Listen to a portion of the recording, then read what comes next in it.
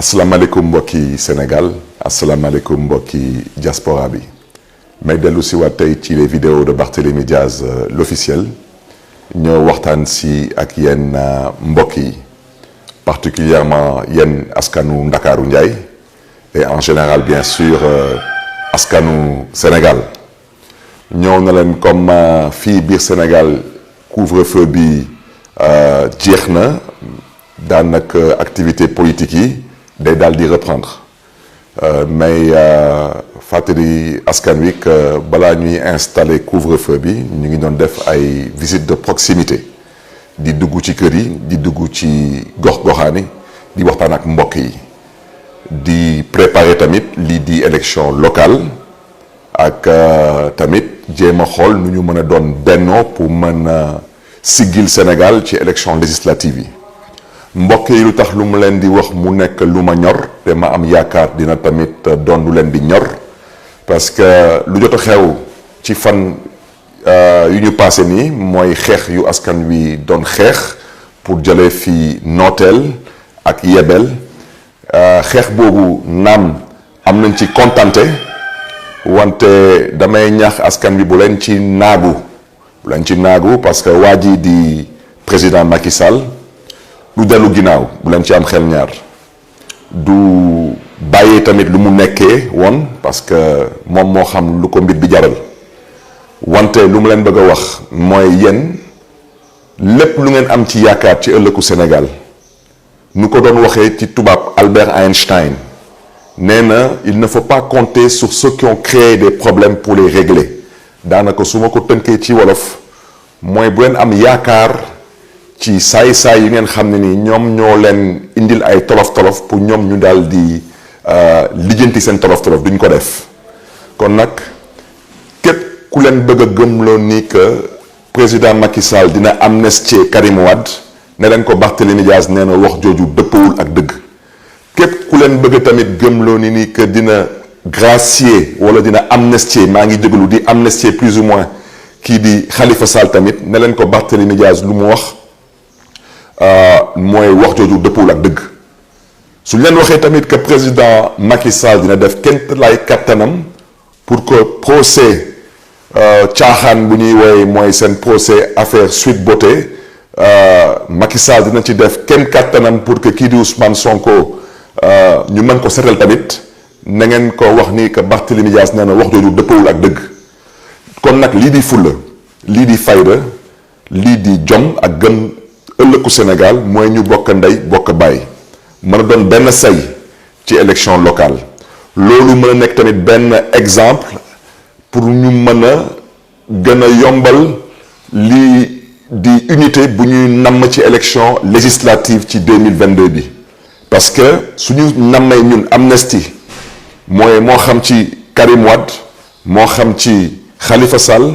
suñu nammee non-lieu moo xam ci Barthélémy Diaz ci fusillade bi moo xam ci Ousmane Sonko ci waxu caaxaan yu ñu wax ci waxu affaire Sweet Beauté boobu daanaka foog ñu nekk benn am ndam ci élection député mën a am cohabitation parce que amnistie du président mooy amnistier assemblée nationale mooy voter loi pour amnistier te président Macky Sall may biralaat wax ji te man ak yéen xamante nañu man du ma waxantu président Macky Sall du fi amnistier kenn parce que xam na lu koy xaar président Macky Sall du fi joxe benn instruction pour ñu setal fi Barthélémy Diaz wala ñu setal fi Ousmane Sonko du ko fi def parce que dafa am lu ko mbir bi jaral kon nag yenn askan wi yéen ñaa leen nar a amnistier ñu ngeen nam ma ñoom ñu bokk ci élection président yéen ñaa leen nar a def seen kenn kattan ba justice bi setal Ousmane Sonko parce que Ousmane Sonko lu ma doon wax ci moom waxut naa ko ba pare lu ma xalaat ci Ousmane Sonko wax naa ko ba pare te ñu ko jotuloon dégg tamit ma baaxee leen bii. Sonko nit ku baax la d'abord jullit la man ci lu ma gis ak ci lu mu dégg nit ku bëgg Sénégal la lu ma waxoon ci Khalifa Sall moom lay wax ci Ousmane Sonko moo tax moo xam yaayam moo xam ay soxnam moo xam ay doomam nañu am kontante ci seen doom seen jëkkër seen pap parce que Ousmane ku dara jàppale la te ku dara wóoru la bu ci des may waxaat bii mooy la dernière fois may indi démenti man dama bëgg askanu Sénégal ñu jàppale ni boobu man dama leen respecté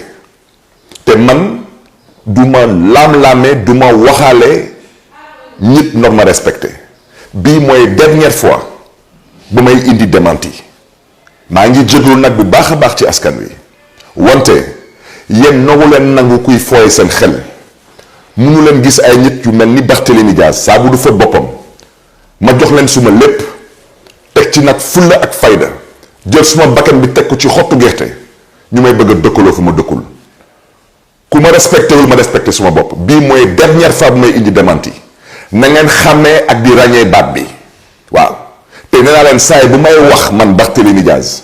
damay wax ngeen di gis suma kanam dama bëgg ngeen ànd ak seen xel te ngeen di dëgg dàcc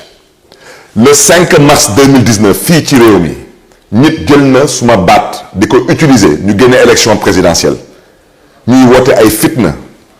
mën na leen du suma baat lu ñu ci namoon mooy jàpp ma rab ma ci kaso bi ñu dawaat ba le 8 octobre 2019 yéen ñëpp ngeen dégg fii le 8 octobre 2019 ngeen déggaat nit jëlaat suma baat di ma bëgg a dëkkaloo fu ma dëkkul ma defaat encore démenti te ma biralaat encore wax ji le 10 février 2021 dik rek la woon ñu jël suma baat bëgg ma dëkkaloo fu ma dëkkul jël baatu ku ilif jàngu bi ci Sénégal di ko imiter pour nekk waaw Monseigneur Théodore Adrien Sarr moo yëkkati kàddu yi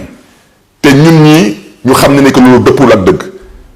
ñu dem ba jël baatu maître Ciré Clédor Ly di avocat wu Ousmane Sonko ne lii la wax ci Ousmane Sonko bii mooy dernière fois bu may indi démenti bépp sénégalais laa wax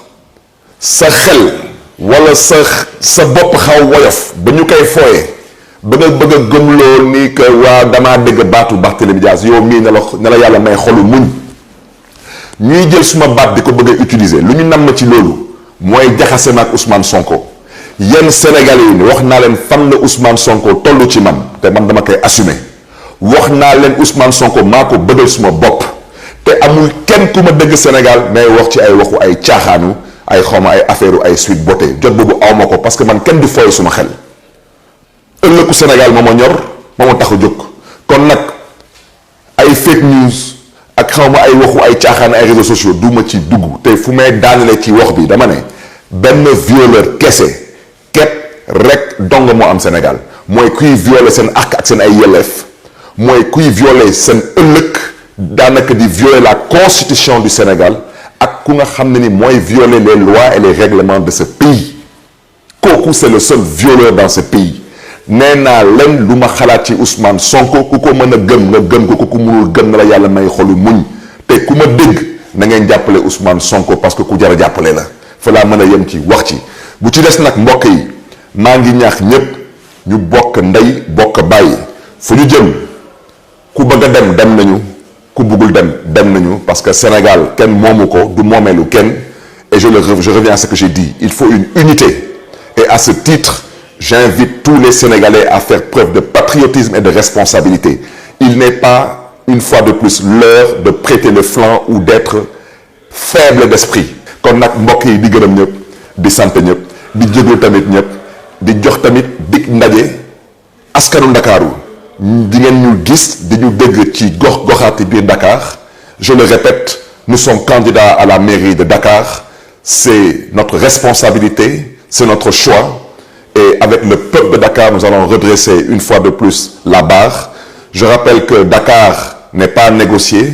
Dakar ne disparaîtra pas le maire de Dakar ne sera pas non plus nommé par décret présidentiel et à ce titre nous tendons la main à toutes les forces vives de la nation forces politiques force de la société civile force syndicale pour mën a bokk ndey bokk baay may biiralaat wax ji mais ci insister waat foofu lay daanelee il faut une unité pour élection locale pour loolu mën a doon benn test pour élection législative loolu mooy tax ñu am cohabitation mën a imposer suñu amnistie ak mën a imposer suñu ay non-lieu ba ñëpp mën a bokk ndax tamit askanu Sénégal mën a tànn seen njiit di gërëm ñëpp di sant ñëpp jërë ngeen jëf